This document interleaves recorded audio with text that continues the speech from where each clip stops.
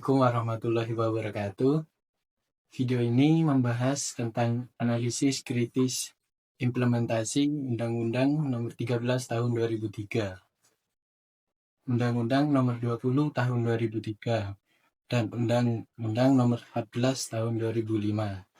Materi ini disusun untuk memenuhi tugas mata kuliah di program studi pendidikan biologi Fakultas Keguruan dan Ilmu Pendidikan Universitas Bgr Goburo. Penyusun video ini adalah kelompok 1 yang terdiri dari 1. Aprilia Ayu Sabriti, 2. Fareza Diansyah, 3. Uswatun Hasanah. Untuk memulai pembahasan, mari kita masuk pada materi pertama dan melihat bagaimana implementasi undang-undang ini berjalan dalam praktik di lapangan. Gambaran umum 3 undang-undang. Mari kita mulai dengan gambaran setiap undang-undang dan apa peran masing-masing dalam sistem pendidikan dan ketenagakerjaan Indonesia. Undang-Undang Nomor 13 Tahun 2003 tentang Ketenagakerjaan. Undang-undang ini adalah kerangka dasar untuk hubungan kerja di Indonesia. Ia mengatur hak-hak pekerja seperti upah minimum, cuti tahunan, jaminan keselamatan, serta kewajiban pengusaha, hubungan industrial, dan status kerja. Namun seiring perkembangan ekonomi, banyak elemen dalam Undang-Undang Nomor 13 2003 dinilai kurang fleksibel terhadap tren baru seperti outsourcing atau gig economy. Kritik terhadap relevansi undang-undang ini sudah muncul ketika banyak pihak menilai undang-undang tersebut tidak lagi menjawab dinamika dunia kerja modern.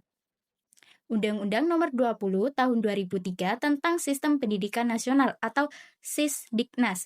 Undang-Undang Sisdiknas berfungsi sebagai fondasi sistem pendidikan nasional. Di dalamnya termuat dasar, fungsi dan tujuan pendidikan, prinsip penyelenggaraan, hak dan kewajiban warga negara, standar nasional pendidikan, pendanaan, dan peran masyarakat.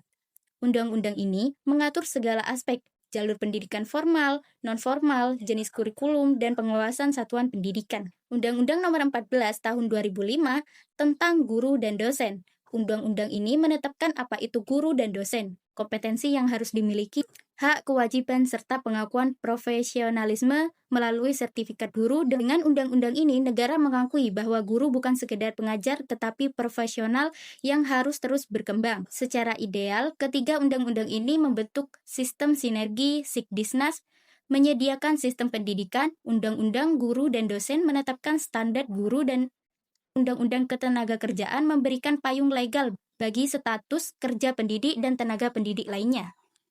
Implementasi masalah dan realita lapangan Undang-Undang Nomor 13 Tahun 2003 tentang Ketenagakerjaan. Sekarang mari kita fokus pada bagaimana Undang-Undang Ketenagakerjaan ditetapkan di Indonesia dan apa tantangan nyata yang muncul. Realisasi positif dari Undang-Undang Nomor 13 Tahun 2003, yaitu telah menciptakan dasar pelindungan formal bagi banyak pekerja di sektor formal, aturan upah minimum, 3K, yaitu keselamatan dan kesehatan kerja, jaminan sosial dasar, serta hak cuti. Di beberapa perusahaan, ketentuan cuti tahunan, misalnya pasal mengenai cuti tahunan, telah diimplementasikan sesuai dengan perjanjian kerja atau aturan perusahaan. Hal ini memberikan ruang fleksibel sekaligus proteksi. Ada aturan untuk pelatihan kerja dan pemagangan yang bisa memberdayakan tenaga kerja agar memiliki kompetensi yang lebih sesuai dengan kebutuhan industri saat ini. Sesuai dengan kajian menyebutkan bahwa Undang-Undang Ketenagakerjaan dapat beradaptasi sebagai dasar pelatihan kerja di era digital. Yang kedua yaitu ada tantangan dan kelemahan implementasi Undang-Undang Nomor 13 Tahun 2003. Walaupun ada aspek positif, berbagai studi empiris atau kasus menunjukkan kelemahan serius dalam pelaksanaan undang-undang ini, seperti outsourcing dan hubungan kerja yang tidak ideal. Di banyak perusahaan, pekerja outsourcing mengalami perlakuan yang merugikan. Laporan dari penelitian menunjukkan bahwa tenaga outsourcing sering tidak mendapatkan jaminan sosial, THR, cuti, atau bahkan upah layak. Ada ketidaksenjangan dalam pola hubungan hukum antara pemberi kerja, penyedia jasa outsourcing, dan pekerja, sehingga perlindungan hukum pekerja outsourcing jadi lemah. Kasus di Kabupaten Bekasi menunjukkan bagaimana sistem outsourcing ditetapkan tanpa memberikan perlindungan hak pekerja sebagaimana diamanatkan undang-undang. Yaitu selanjutnya kita akan membahas tentang keselamatan dan kesehatan kerja atau bisa disebut dengan K3, implementasi pada pasal 86 Undang-Undang Nomor 13 Tahun 2003 yang mengatur keselamatan dan kesehatan kerja belum maksimal di banyak usaha kecil atau industri informal. Sebagai contoh, penelitian di UD Sarikarya, Bangil, Bali menemukan bahwa standar K3 belum sepenuhnya dipenuhi. Pengawasan K3 oleh pemerintah lokal masih lemah. Seringkali, perusahaan kecil tidak memiliki sumber daya atau kesadaran untuk menerapkan K3 secara penuh. Nah, selanjutnya yaitu bagaimana sih diskriminasi dan perlindungan terhadap pekerja disabilitas. Nah, meskipun undang-undang menegaskan hak pekerja disabilitas, misalnya dalam pasal 67 Undang-Undang Nomor 13 Tahun 2003, dalam praktiknya, banyak perusahaan menolak merekrut pekerja disabilitas sebelum menguji kemampuan mereka. Selain itu, pengawasan dan penegakan regulasi terkait masih terbatas, sehingga diskriminasi berjalan meskipun secara hukum perlindungan telah diatur. Penelitian menunjukkan bahwa kurangnya kesadaran sosial, stigma, dan kurangnya kapasitas pengawasan menjadi kendala. Selanjutnya yaitu ketidakfleksibelan terhadap dinamika ekonomi modern. Undang-Undang Nomor 13 Tahun 2003 beberapa kali dikritik karena tidak cukup responsif terhadap bentuk kerja modern seperti gig ekonomi, pekerja digital, fleksibilitas kerja tinggi. Meskipun pelatihan kerja, banyak perusahaan kecil kesulitan menghadapi investasi pelatihan dan teknologi baru untuk meningkatkan kompetensi pekerja. Studi di jurnal Keta Wicara menunjukkan bahwa perusahaan menghadapi beban biaya tinggi untuk adaptasi digital. Selanjutnya yaitu tentang perlindungan cuti dan kesejahteraan pekerja wanita. Pasal cuti tahunan diatur oleh undang-undang, misalnya cuti tahunan selama 12 hari selama 12 bulan kerja. Tetapi penerapan bisa berbeda-beda, tergantung pada perjanjian kerja bersama atau peraturan perusahaan. Ada juga kekhawatiran perubahan regulasi melalui perundangan baru, misalnya Omnibus Law atau peraturan terkait yang dapat mengurangi hak-hak pekerja, terutama pekerja wanita, misalnya hak cuti haid atau melahirkan. Catatan, isu ini muncul dalam diskusi publik walaupun formalitas perubahan bisa kompleks. Yang selanjutnya yaitu refleksi kritis. Ya, dari analisis ini terkait bahwa Undang-Undang Nomor 13 Tahun 2003 masih sangat relevan sebagai pondasi perlindungan tenaga kerja, tetapi masalah utama terletak di pelaksanaan. Regulasi formal bagus, tetapi eksekusi, pengawasan, dan penegakan hukum di lapangan masih lemah. Sistem outsourcing menjadi salah satu lubang utama karena pengaturan formal tidak cukup melindungi pekerja yang berada dalam struktur kerja tidak permanen. Ini menciptakan ketidakpastian bagi pekerja sekaligus resiko eksploitasi. Nah, itu implementasi Undang-Undang Nomor 13 Tahun 2003. Selanjutnya, kita akan membahas tentang implementasi Undang-Undang Nomor 20 Tahun 2003 tentang Sistem Pendidikan Nasional. Sekarang kita geser ke pendidikan nasional. Bagaimana Undang-Undang Sikdisnas diimplementasikan dan apa soal-soal kritis yang muncul? Yang pertama yaitu tentang realisasi positif dari Undang-Undang Nomor 20 Tahun 2003. Undang-Undang Sikdisnas telah menjadi dasar hukum utama bagi sistem pendidikan di Indonesia selama 2 dekade lebih. Ia mengatur hak warga negara untuk mendapatkan pendidikan, kewajiban negara dan daerah, serta biaya pendidikan. Banyak aspek sistem pendidikan yang dijalankan sesuai dengan semangat undang-undang, wajib belajar, kurikulum nasional, dan akreditasi satuan pendidikan. Peran serta masyarakat dalam pendidikan juga diatur masyarakat, bisa ikut dalam pendirian sekolah, pengelolaan, dan pengawasan pendidikan. Yang kedua yaitu tentang tantangan implementasi Undang-Undang Sikdisnas. Namun, penelitian dan analisis menyebutkan sejumlah kendala serius. Yang pertama yaitu ketimpangan akses dan kualitas antar daerah. Meskipun undang-undang menjamin prinsip pendidikan merata, realita lapangan menunjukkan disparitas besar antara daerah perkotaan dan pedesaan. Sekolah di daerah terpencil sering kekurangan fasilitas, guru berkualitas, dan sarana pendukung. Studi pustaka menunjukkan bahwa meskipun program wajib belajar telah berjalan, masih ada tantangan signifikan dalam menjamin akses penuh untuk semua anak, terutama di daerah tertinggal. Yang kedua yaitu isu pendanaan. Undang-undang mengamanatkan peran pendanaan dari pemerintah pusat dan daerah, tetapi alokasi anggaran pendidikan di beberapa wilayah belum cukup untuk memenuhi kebutuhan standar nasional. Ada juga tantangan manajemen dana pendidikan. Bagaimana memastikan dana disalurkan dan digunakan untuk kebutuhan prioritas seperti guru, fasilitas, dan pelatihan. Yang ketiga yaitu ada kontroversi kurikulum dan muatan lokal. Kurikulum nasional memang diatur, tetapi penerapan kurikulum ini terkadang tidak sejalan dengan kapasitas lokal. Ada sekolah dengan keterbatasan sumber daya manusia atau sarana yang kesulitan menerapkan kurikulum secara ideal. Selain itu, muatan lokal seperti pendidikan agama menjadi perdebatan. Misalnya, pendidikan agama Islam sebagai sebagai bagian dari sistem pendidikan nasional mendapat sorotan bagaimana diintegrasikan secara seimbang. Yang keempat, ada pengawasan dan evaluasi. Sistem akreditasi, pengawasan satuan pendidikan, dan evaluasi kualitas guru atau sekolah belum selalu berjalan optimal. Ada sekolah yang lolos akreditasi administratif, tetapi kualitas pendidikannya rendah. Komunikasi peran antar pemerintah pusat dan daerah bisa tumpang tindih dalam pengawasan pendidikan. Selanjutnya kita akan membahas tentang catatan putusan Mahkamah Konstitusi. Penting juga dicatat bahwa beberapa pasal dalam Undang-Undang Sikdiknas pernah digugat di Mahkamah Konstitusi.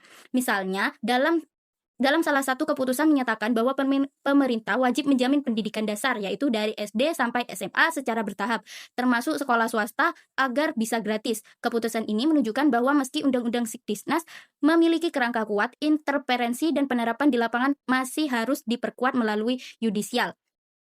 Selanjutnya yaitu tentang refleksi kritis. Secara ideal, Undang-Undang Sikdiknas memberikan landasan normatif yang sangat kuat untuk sistem pendidikan yang inklusif, berkeadilan, dan berkualitas. Namun, tantangan dalam pendanaan, akreditasi, dan pengawasan menunjukkan bahwa undang-undang saja tidak cukup. Butuh mekanisme implementasi yang adaptif serta penguatan kapasitas lokal.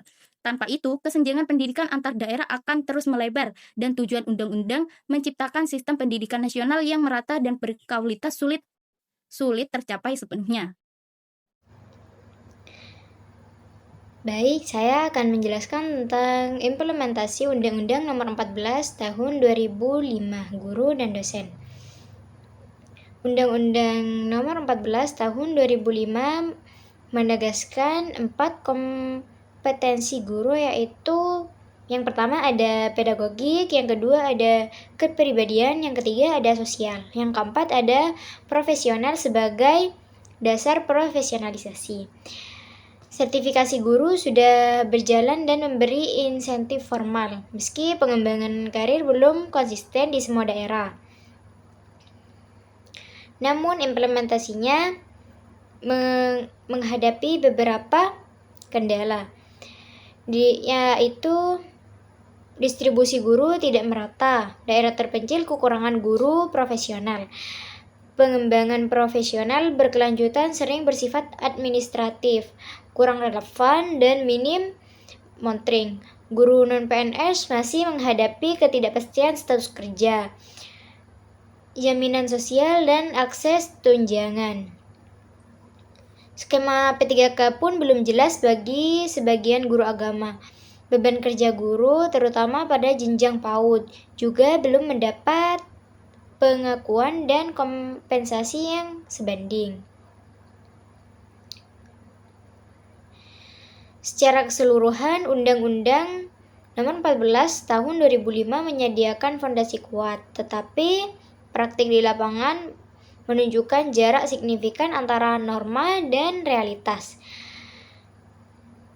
Dan berikutnya, saya akan menjelaskan analisis keterkaitan 3 undang-undang. Undang-undang yang pertama, Undang-Undang Sikdiknas, Undang-Undang Ketenagakerjaan, dan Undang-Undang Guru dan Dosen saling berhubungan. Sikdiknas mengatur sistem undang-undang guru dan dosen, mengatur pelaksanaan pendidikan, dan Undang-Undang Ketenagakerjaan melindungi guru sebagai pekerja. Kebijakan pendidikan juga berdampak langsung pada kualitas tenaga kerja. Meski demikian, beberapa ketenagaan muncul dalam implementasi. Status kerja guru kerap tidak stabil meski undang-undang menuntut profesionalisme. Proteksi ketenagakerjaan belum efektif karena praktik outsourcing dan perubahan regulasi. Pendanaan pendidikan menimbulkan perdebatan antara kemampuan negara dan partisipasi masyarakat. Mengakui terhadap beban kerja guru tidak selaras dengan perlindungan dan kompensasi. Selain itu, ketimpangan geografis membuat standar sosial sulit terpenuhi di era terpencil. Secara komprehensif, ketiga undang-undang sudah maju secara normatif, tetapi kesenjangan implementasi masih besar. Harmonisasi regulasi, kejelasan status kerja, sinkronisasi pendanaan, dan perlindungan terhadap profesionalisme guru menjadi kebutuhan mendesak untuk memperbaiki sistem secara menyeluruh. Bagian 6. Kendala implementasi. Implementasi 3 undang-undang sering tersendat karena masalah regulasi, pendanaan, pengawasan, sumber daya manusia, dan status kerja guru. 1. Regulasi tumpang tindih. Perubahan cepat seperti Undang-Undang Cipta Kerja membuat aturan ketenagakerjaan tidak sinkron dan menyulitkan adaptasi lapangan. 2. Pendanaan tidak merata. Alokasi pendidikan berbeda antar daerah. Daerah miskin kekurangan dan dana untuk pelatihan, fasilitas, dan peningkatan kualitas guru. 3. Pengawasan lemah. Pengawasan ketenagakerjaan, kekurangan sumber daya di pendidikan, akreditasi dan evaluasi mutu belum efektif. 4. SDM pengembangan profesional terbatas. Pelatihan guru sering tidak sesuai kebutuhan, mentor minim, dan beban kerja tinggi menghambat peningkatan kompetensi. 5. Status kerja guru tidak pasti, kontrak jangka pendek, dan honorarium rendah menurunkan motivasi dan menghambat profesionalisme. Bagian 7. Rekomendasi tingkat pusat atau daerah. Sinkronkan regulasi ketenagakerjaan di sektor pendidikan termasuk kejelasan status guru non-PNS. Perkuat pendanaan untuk pengembangan guru dan pastikan transparansi anggaran. Tingkatkan kapasitas pengawasan ketenagakerjaan dan mutu pendidikan. Bangun sistem karir dan remunerasi guru berbasis kompetensi dengan jaminan sosial yang stabil. Tingkat sekolah dan komunitas guru. Bentuk komunitas belajar dan monitoring berbasis digital. Lakukan pemetaan kebutuhan kompetensi guru untuk pelatihan yang relevan. Perkuat kemitraan sekolah atau universitas untuk pengembangan kurikulum dan riset pembelajaran. Libatkan masyarakat dan organisasi profesi dalam advokasi status guru dan pengawasan penggunaan dana pendidikan. Bagian 8. Kesimpulan. Ketika undang-undang saling melengkapi, tetapi implementasinya terhambat, berbagai kesenjangan, harmonisasi regulasi, penguatan pendanaan, dan sistem karir guru yang jelas menjadi kunci. Perbaikan hanya berjalan jika pemerintah, sekolah, universitas, dan masyarakat berkolaborasi. Kualitas pendidikan sangat bergantung pada kepastian dan penghargaan terhadap profesi guru.